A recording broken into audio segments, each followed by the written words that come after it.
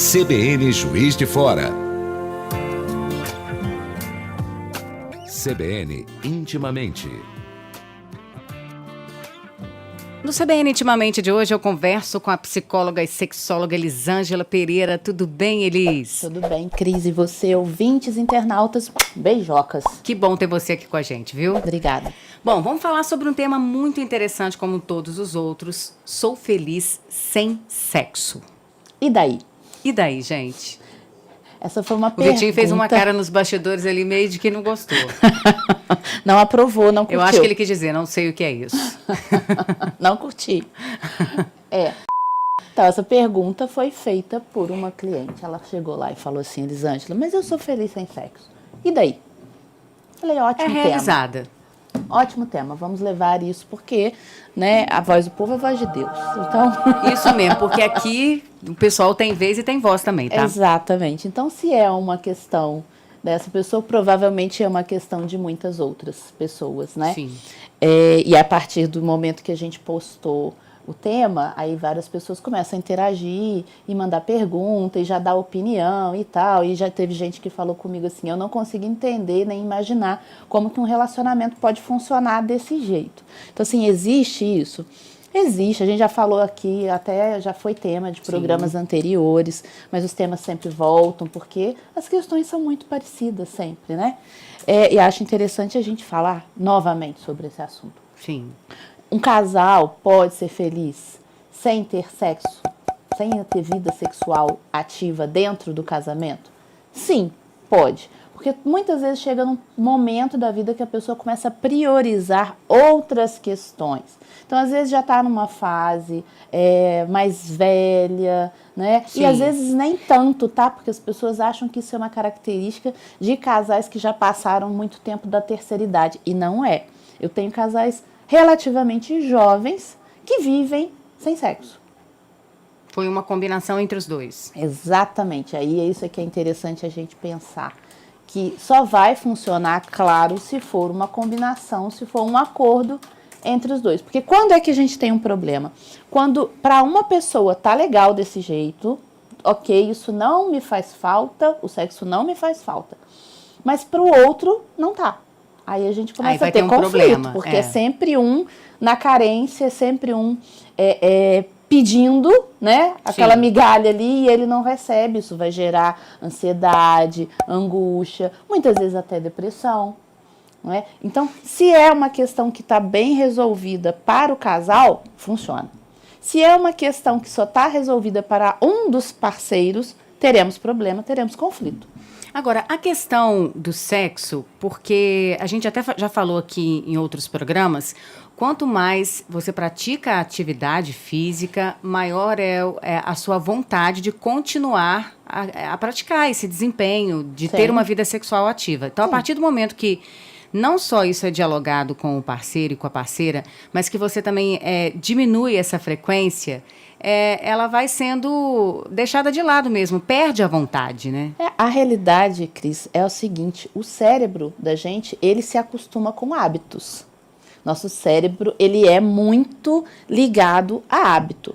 Então, se eu tenho uma vida sexual frequente, o meu cérebro vai me pedir aquilo, porque eu tenho uma recompensa química toda vez que eu faço sexo. Pelo contrário, se eu tenho uma vida sexual escassa, né, uma frequência baixa, meu cérebro também vai se acostumar a isso.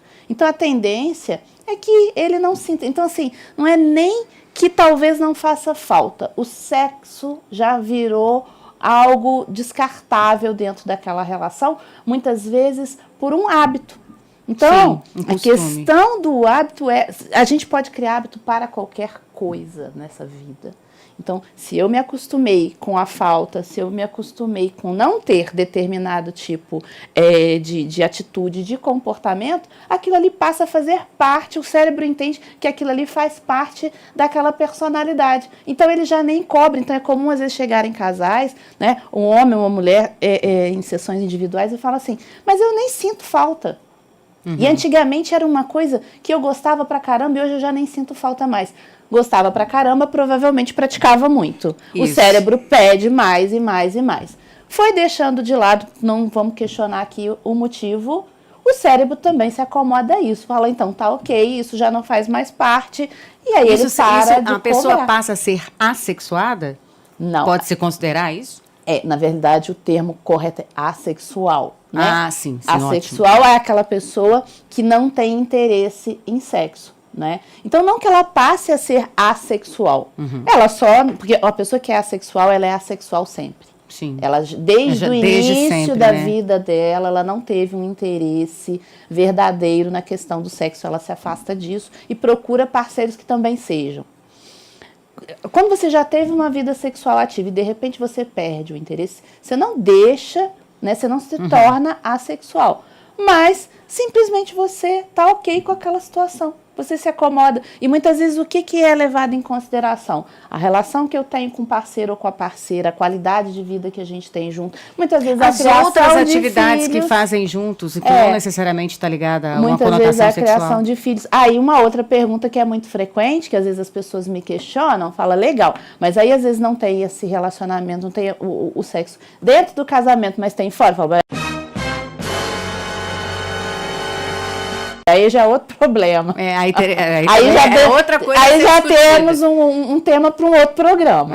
Com certeza. Entendeu? Então, Agora, que existem muitos casais que vivem dessa forma, é uma verdade. Muito mais, inclusive, do que a gente imagina.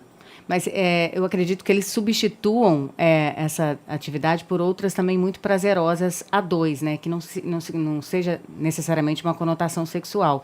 E o que a gente pode ver também, Elis, nesse tema é o seguinte: o sexo não é tudo na relação, né? Não é tudo, com certeza. E cada pessoa prioriza, né, ou não determinadas atividades dentro de um casamento. Para algumas pessoas, a criação de filho é a prioridade. Para outras pessoas, o sexo tem uma prioridade muito alta. Para outras pessoas, é você ter a sua casa, é você ter o seu lar, é você ter a sua família unida. Então, isso vai sendo deixado de lado. Agora, o que determina isso em cada uma das pessoas é que é muito variável. Aí, muitas vezes tem a ver com o histórico de vida dela, né, a maneira como ela foi criada, os relacionamentos anteriores e muitas vezes, o que é mais importante, que a gente chama das relações primárias, que foi aquela relação que você teve, você, seu pai e sua mãe lá no início da sua vida. Isso vai determinar tudo dentro de um relacionamento no futuro. Isso também é um tema muito, muito interessante, que faz a gente entender muitas coisas, inclusive as nossas escolhas amorosas.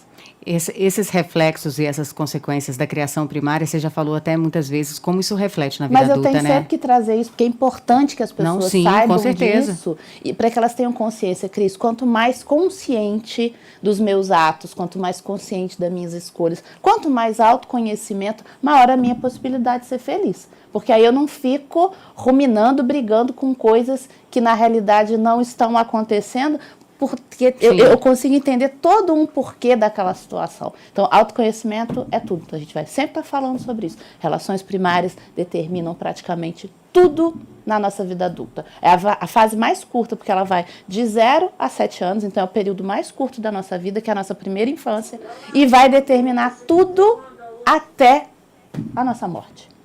Os nossos comportamentos são todos direcionados para isso. E aí é claro que muita coisa a gente vai entender se funciona ou se não funciona e pode, através do autoconhecimento, tentar mudar. Qual que é a orientação final que você deixa sobre esse tema, Elisa, já que a gente está no finalzinho? A questão entre em acordo com o seu parceiro, né? E seja feliz. Se estiver bom para você e bom para ele, tá ok. Combinado não sai caro. Isso aí. Tudo que é conversado é acertado. É isso. Elis, obrigada pela sua participação. A gente te espera aqui no nosso próximo programa. Até semana que vem. Beijo no coração de todos. Tchau, tchau. Até.